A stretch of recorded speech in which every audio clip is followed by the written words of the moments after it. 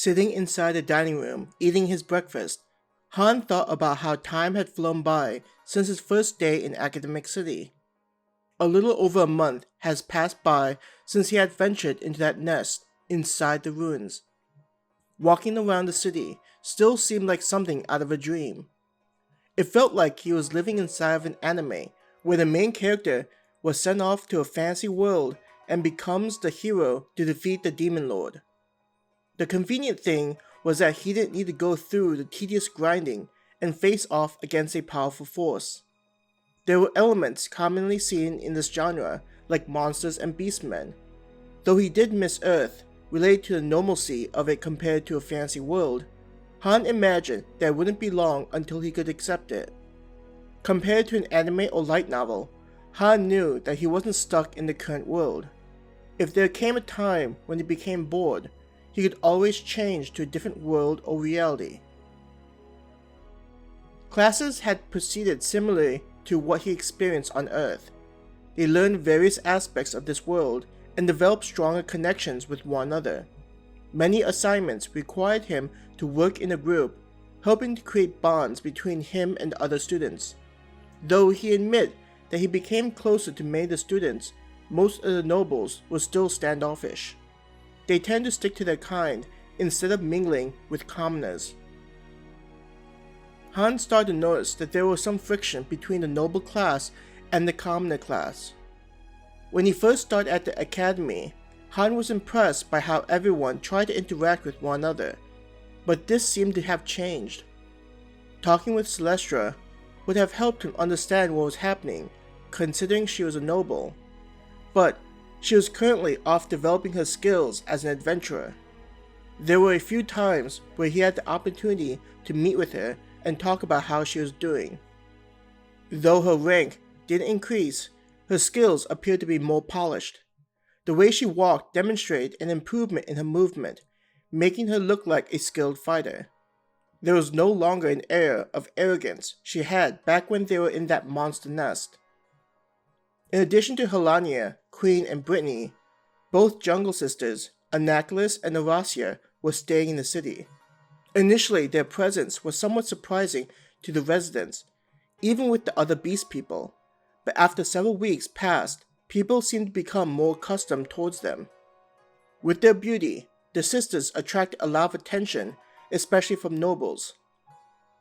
Han was asked numerous times whether he would be willing to sell his beast women slaves.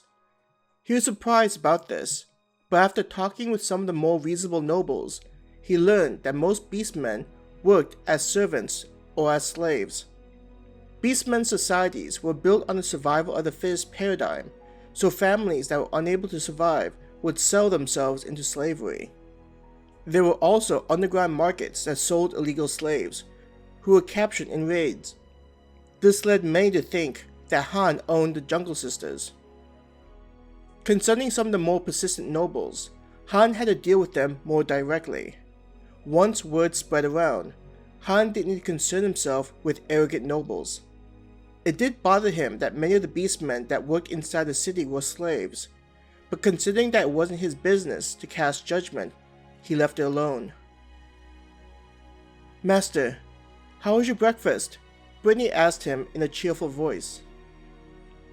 Jerked from his thoughts, he looked at her with a slight glaze to his eyes as he tried to understand what she was asking. "The food is fine, Brittany. I was just thinking about how quickly time seemed to have flown by," he commented, putting some scrambled eggs into his mouth. The fluffy and eggy flavor exploded in his mouth. There was a drizzle of salsa over them, which added a nice acidity to it. "I couldn't agree more, Master. It felt like just yesterday when you created us and took us out into the world." Helania responded in agreement. Finishing up his breakfast, Han stood up and headed out the door. Behind him, Annapolis followed. Each of his creations took turns going with him whenever he headed out. To accommodate the Jungle Sisters, he had to make some alterations to the house he was staying in. To not make people wonder about his abilities, he had hired contractors to increase parts of the house. Instead of using the rooms inside the living space, Han created a small dimension for each of them based on their preferences. Anaklus's place was a mini jungle, while Arasia's was a dark cave. The rooms did an excellent job at mimicking their floor in the stronghold. As Anaklus slithered out of the house, he placed his hand on her beautiful jade-colored hair.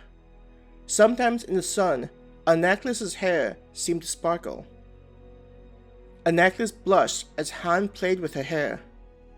"Master, your fingers feel nice." She was happy that they were able to spend more time together.